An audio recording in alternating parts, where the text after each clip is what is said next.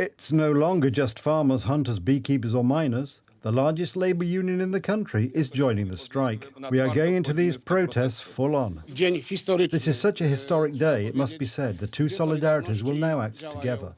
On the 6th of March, farmers and workers' unions will join to protest in Warsaw on the day the Sejm is to deliberate. This time the protest is to take a much tougher form. Agricultural machinery is set to enter the capital, but that's not all. It won't end on the 6th of March. The closer we get to the European Parliament elections, the more willing politicians will be to sit down for talks and throw this plague, which is the Green Deal, deep into the trash. Prime Minister Donald Tusk will meet leaders of protesting agricultural unions tomorrow. We will talk about possible grain subsidies and other initiatives to sell Polish grain as soon as possible. Farmers stress that subsidies will not solve the problem in the long run, as the most important decisions are still to be made in the European Union. Law and Justice proposes, among other things, to halt the Green Deal. On the 15th of September, we imposed an embargo on European grain, and now we are just demanding a continuation of this embargo. Domagamy się kontynuacji tego właśnie embarga. The Star March, which passed through the streets of Warsaw yesterday, brought together trade unions from all over the country. However, in talks with the Speaker of the Sejm and the head of the Prime Minister's office, no specifics were given. Concrete measures that farmers are waiting for. Law and Justice MPs went to have a look at what the government is doing. They held an MP intervention at the Ministry of Agriculture. They wanted to see documents on negotiations with the Ukrainian side on the uncontrolled flow of agricultural products into Poland. They did not expect such a course of events. First, we were received by two deputy ministers who deluded us into thinking that we would receive information within half an hour. And finally, we heard that it was classified. According to the head of the ministry, the decision to classify the documents is appropriate for a number of reasons. What are they? That's what we couldn't find out from anyone. This asks the question, if the ministry believes the documents should be secret, why did it give them secrecy mode only during the parliamentary intervention? And this is not the only question in this case. There is one primary question. Is Minister Siekierski misleading the farmers about supposed negotiations he's having, since there is no documentation available regarding these negotiations? Farmers say that the condition for abandoning the protests is the realisation of two key demands: the suspension of uncontrolled import of goods from Ukraine and throwing the Green Deal into the trash. They add that no subsidies from the government and the union will cause farmers to abandon the general strike. Łukasz Smuda, TV Republika. Today we took a look at the growing division within the Visegrad group and asked whether the cooperation in this format makes sense in terms of the war in Ukraine and the protests spreading throughout the group and Europe as a whole. Where now, and what direction will Polish foreign policy take? Let's have a look. I'll return from Prague, and when I get back, I'll tell you if the Visegrad group still makes sense or not. This meeting will clear up many things. To spotkanie wiele wyjaśni. The countries of the Visegrad group are united by history, solidarity, but also by economy.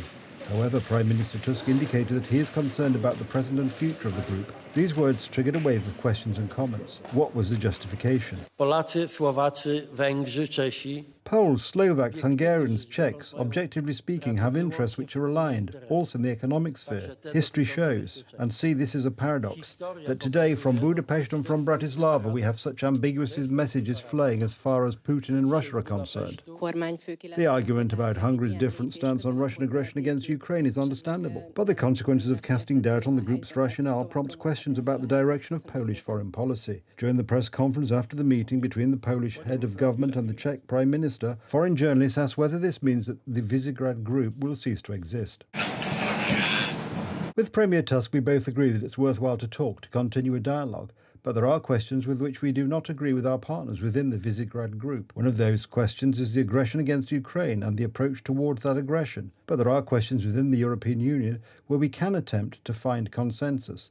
These are questions like immigration, agriculture, energy. There are many common topics. At the meeting, it was jointly assured that both countries would not send their troops to Ukraine. So why the attempt to deny the sense of the Visegrad group?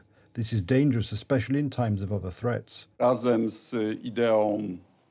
Together with the ideal of a united European defence initiative, with the idea of a united European rapid reaction force, which I called for at one time, a European League, and of course we have a European defence budget. The Times calls for Europe not to remain undefended, should the United States be engaged elsewhere. If not the Visegrad group, and not the United States, What direction will Donald Tusk's government take? The Western one? The approach of EU leaders, Germany and France, to the Green Deal has already triggered a wave of protests from Warsaw to Lisbon.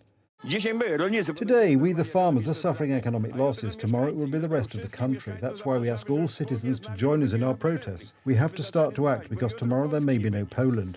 No I teraz pytam, kto jest szurią? Well, it has turned out that everything that we had warned against has now become fact. On the 22nd of January 2020, here in Strasbourg, there was a vote on the new Green Deal, and only our members voted against. W 2020 roku, 15 stycznia. Donald Tusk promised in Prague that within the V4, all prime ministers have a unified view that it is necessary to lean together in Brussels to make sure that helping Ukraine does not mean losses for our economy. And Poland's interests are not worth forgetting, even if one doubts the strength of Visegrad. Editor Holdinska, TV Republika.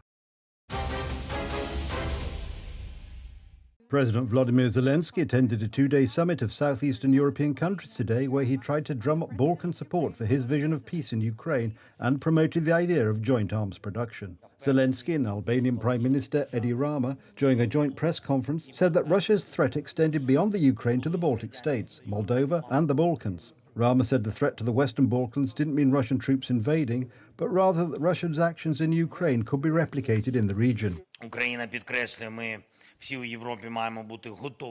emphasises that all of us in Europe must be ready to defend our sovereignty, national dignity and our people's way of life. Everyone is under threat. This kind of Russia has a large toolkit for destabilization. The Ukrainian leader said that everyone must prepare for Russian President Vladimir Putin's next step because there was no alternative. The summit in the Albanian capital Tirana comes as Kiev is trying to improve its defensive capabilities to beat back Russian forces at a time of faltering United States support, more than 2 years into Russia's full-scale invasion. Zelensky proposed organising a Ukrainian Balkans defence forum in Kiev or a Balkan capital to nurture arms cooperation, repeating similar initiatives conducted last year with British and United States weapons companies. Albania, North Macedonia and Montenegro are NATO members, have joined Western sanctions against Russia and sent arms and equipment to Ukraine. There are significant arms industries in parts of the Balkans, especially Serbia and Croatia, a legacy of former federal Yugoslavia. Long-time Moscow ally Serbia has not imposed sanctions, and neither Belgrade nor Kiev recognise the independence of Kosovo, Serbia's former predominantly Albanian southern province which backs Ukraine and is seeking European Union and NATO membership. Zelensky said he had invited all Balkan region leaders to take part in a summit of partners and allies in Switzerland this spring that would discuss his vision of peace, which entails a Russian military withdrawal from all Ukrainian territory. That diplomatic initiative, based on what is known as Zelensky's peace formula, does not involve Russia and has been dismissed by Moscow as a non-starter. Moldovan President Maia Sandu was also in attendance today. This while pro-Russian separatists in Moldova's breakaway region of Transnistria have requested protection from Moscow to safeguard the territory from growing pressure. Many feel this may be Russia's response to a new US sanctions package against it. When asked about the heightening tensions in Transnistria at a press conference in Tirana today, the Moldovan president declared her country is safe. Moldova is safe today thanks to the bravery of the Ukrainian soldiers, and we are very grateful to them. Moldova is committed to a peaceful solution of the Transnistrian conflict. What the government is doing today is making small steps for the economic reintegration of the country. Thank you. Do you fear Transnistria may be dragged into the war? Moldova is safe today. Ukraine needs to be supported. Ukraine is keeping us today peaceful and safe. A new US sanctions package against Russia may threaten Russian oil exports to India, a major source of funding for its invasion of Ukraine, Reuters reported on the 28th of February. In the 2 years since Russia launched its full-scale invasion, the share of Russia's oil in India's total imports went from 2% to 10%. India is using Russian oil to fuel its development, even refining some and selling it back to the West. Zelensky is trying to reaffirm international support for his peace plan as Ukraine has suffered recent setbacks on eastern battlefields, with its generals complaining of growing shortages of both arms and soldiers. Zelensky signed a friendship agreement and cooperation agreement with Rama in the Albanian capital, Tirana. Yulia Navalnaya, the wife of late Russian opposition politician Alexei Navalny, addressed the European Parliament in Strasbourg this afternoon, 12 days after her husband died suddenly in a Russian penal colony at the age of 47. Navalnaya said European politicians must use innovative tactics to defeat Russian President Vladimir Putin. If you really want to defeat Putin, you have to become an innovator. You have to stop being boring. You can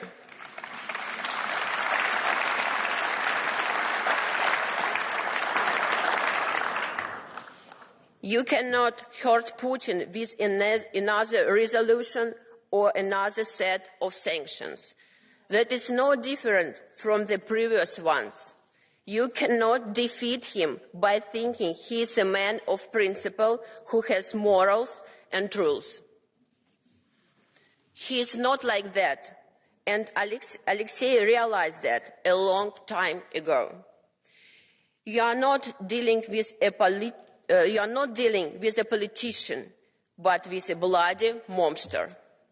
Greeted with a standing ovation, she urged European politicians and officials to investigate financial flows in the West linked to Putin and his allies. Navalnaya has accused Putin of having her husband killed, an allegation the Kremlin has angrily rejected. She has promised to continue his work, urging Russians to share her rage against Putin, and has met Western politicians, including United States President Joe Biden, last week. Navalny's funeral service and burial will take place in Moscow on Friday, his spokesperson said, but his allies accused the Kremlin of thwarting their attempts to organize a bigger event a day earlier. Navalny's spokesperson posted on X that the service will be held in the Church of the Icon of the Mother of God in Moscow district of Mariino, where Navalny used to live. Navalny would then be buried in the Borisovskoye cemetery, which is located on the other side of the Moskva River to the south. Navalnaya said she was not sure whether the funeral service would be peaceful or whether the police would make arrests. A bag containing a computer and 2 memory sticks with security plans for the Paris Olympics was stolen from a City Hall engineer, 2 sources with direct knowledge of the matter said. One of the sources, who could not disclose their identity because they are not at liberty to discuss the topic, told Reuters that the bag was stolen on a suburban train. The 2 sources could not say how sensitive the data is. Police were not immediately available for comment, and the Paris 2024 organisers declined to comment. The Paris Olympics will be held from July the 26th to August 11th. Some 30,000 members of the police force are expected to be mobilised every day during the Olympics, with about 300,000 spectators expected to attend the opening ceremony along the River Seine. Mexico's mighty Popocatépetl volcano rumbled to life on Tuesday, spewing huge smoke and ash columns some 2 kilometres out from its crater. Mexico's National Center for Disaster Prevention has warned people to stay away from Popocatépetl, reporting that it had observed more than 77 discharges from the volcano accompanied by water vapour, volcanic gases and ash. Local authorities issued a yellow alert in the area, which is issued when the volcano emissions start, meaning that residents must be vigilant and get ready in case they need to evacuate from the zone. Popocatépetl, informally called Popo by residents, is Mexico's most active volcano. Most residents, however, remain unabashed by the occurrence. Siempre es lo mismo. To us this is normal, it's always the same. Some days we get scared because it spews ashes, then it passes, and it's again the same. The 5,393-metre mountain, whose name means smoking mountain in the Nahuatl indigenous language, lies just 70 kilometres southeast of Mexico City.